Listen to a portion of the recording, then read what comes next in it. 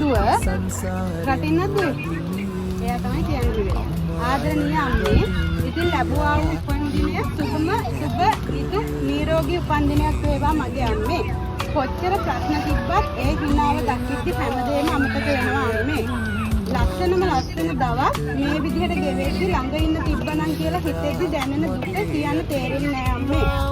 මගේ අම්මා හැමදාම hina වෙලා සතුටින් ඉන්න ඕනේ. අපි හැමෝගෙම හයිය මගේ අම්මා. මතක් වෙනකොට දුවගෙන එන්න හිතෙන වාර අනන්තයි.